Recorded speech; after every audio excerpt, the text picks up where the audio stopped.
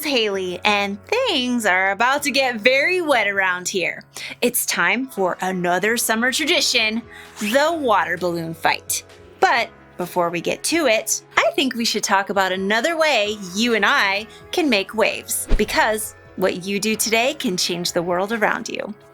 Usually, to make a wave, you need a body of water, like an ocean or a river. But for the kind of waves we're making, you need things like love and patience and joy. You can change the world with those things. Today, I'm hoping to make a wave of peace. In a water balloon fight, peace is the last thing you want. It's every person for themselves in a war of water, where the most dry person at the end is the victor. But to demonstrate peace, today, I'm gonna have a water balloon fight. But I'm not gonna throw a single water balloon. I think that's the best way to... hold on! I was not ready! I wanted to say something first. Okay, if I'm going to demonstrate peace, I have to be... This is not funny, people. I have some serious things to say about peace. So please, stop! Oh. Who threw that? Who threw that? Who threw it?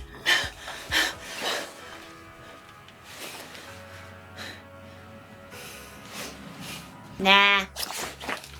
In today's story, we're going to learn about two guys who are about to go to war and the one woman who was brave enough to stop them. So, let's take a break from the water balloon throwing until we get back.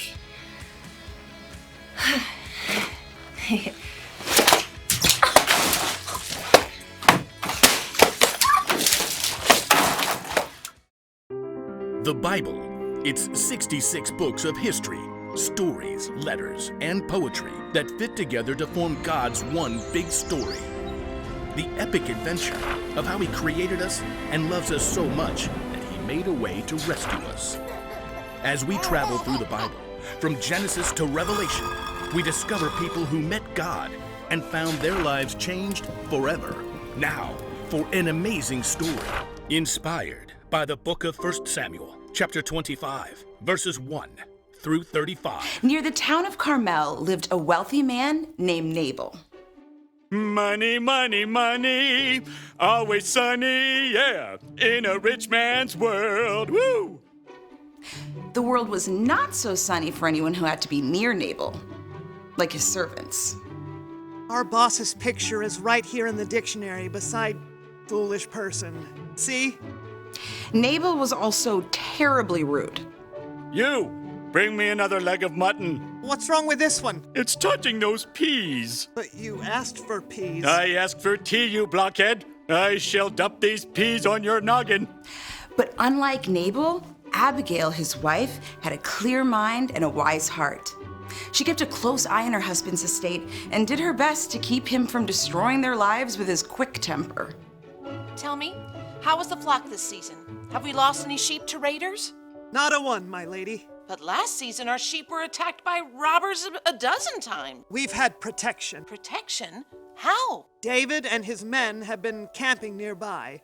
As long as they've stayed near our flocks, they've kept us and the sheep from any harm. Very good. I've heard some say David will be king in Saul's place.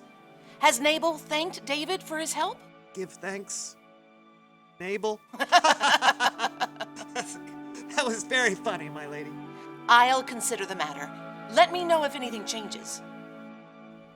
The time for sheep shearing neared, and Nabal ordered a grand party to celebrate. Music, drink, mutton, bread, cakes, raisins. Are you writing this down? Yes, sir. But no peas. No peas.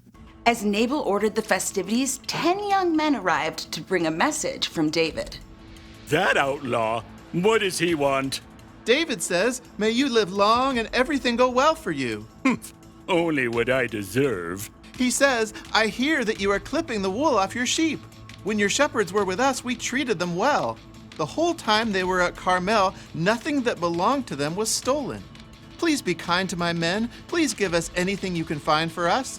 So,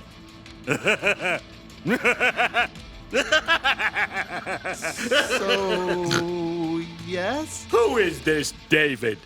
Many servants are running away from their masters. Why should I give food to men who come from who knows where? So, no? Vamoose! And don't let the door hit you on the way out. David's men quickly returned to camp.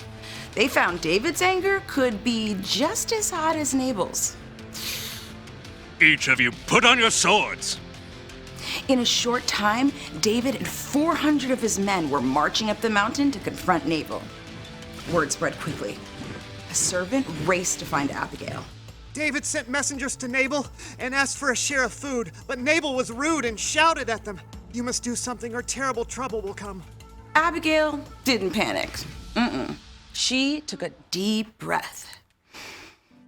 We have to get ahead of this. Take a list, please. On it. 200 loaves of bread, 200 bottles of wine, 5 sheep, a bushel of grain, 100 raisin cakes, 200 cakes of pressed figs. Any peas? No peas. Save those for Nabal. What else? Load it all on donkeys and start down the mountain. I'll follow. As David and his men quickly climbed the mountain, the caravan of donkeys and gifts made its way down the steep road. David's anger grew as he neared the mountain estate. He gripped his sword tightly. Everything we've done hasn't been worth a thing. I watched over this fellow's property, but he paid me back evil for good. I won't leave one of his men alive. What's this? Donkeys? And looks like food for a feast? At the back of the caravan, Abigail could see David as they met the donkeys. She took a deep breath, hopped off the donkey, and ran forward, throwing herself to the ground at David's feet. Pardon your servant, sir. Please don't pay any attention to that evil man, Nabal. He's always doing foolish things. But now the Lord has kept you from using your own hands to get even. I've brought a gift for you and the men who follow you. Abigail dared to look up. David was watching her closely. The Lord your God will give you a kingdom that will last. That's because you fight the Lord's battles. He'll appoint you ruler over Israel. When that happens, you won't have to worry about how you killed people without any reason. The Lord your God will give you success. When that happens, please remember me. Slowly, David nodded. He removed his hand from the hilt of his sword and reached down to help her up. Give praise to the Lord. He has sent you today to find me. You have shown a lot of good sense and kept me from using my own hands to get even. He has kept me from harming you. Prepare a feast for your men. You've earned every bit of it. Go home in peace. David accepted the gift and turned back instead of facing down Nabal. Abigail returned home to find her husband holding his giant party. Nabal, I've made peace. Peace? Ugh, hate him. Woo-hoo-hoo. Though David didn't kill him, Nabal soon met a dreadful end.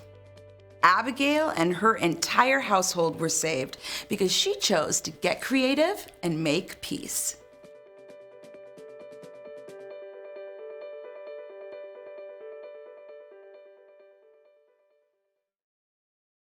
David was angry, right? So angry, he was ready to go to war with Nabal.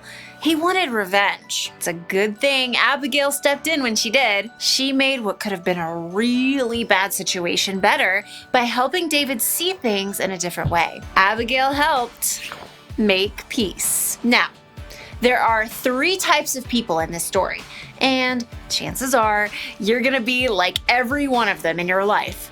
You could be like Nabal, who says or does something that makes someone mad. Ha! Got you in the bag when you weren't even playing! The best way to make peace if you're a Nabal is to admit you're wrong, say you're sorry, and make things right. Someday, you could be like David. You get mad at someone and you want to get revenge. Oh, throw that! If you're like David and you want to make peace, sometimes it helps to think about the consequences of your anger. What will happen if I lose my temper? What will happen if I get revenge? And then there's Abigail, the peacemaker. When you're like her, it means you're standing outside of someone else's fight and you can see a way to make peace. Hey, you two are supposed to be friends. Now, hand them over, hand them over. Thank you. Warren, hand it. Oh, peacemakers can help others see their situations in different ways. They can stop arguments and fights before they get way out of control. Water balloon fights are one thing. They're supposed to be fun. But other fights can hurt feelings, damage relationships, or even worse. So be an Abigail and make a wave of peace. The one thing to remember today is this: you can help others make peace. If this doesn't come naturally to you, that's okay. Ask God for help. And remember, when you believe in Jesus, the Holy Spirit living inside of you can also help you make peace. Well, now it's time for the actual water balloon fight. So, I'll see you next time. Well, I guess we used up all the balloons. Nope.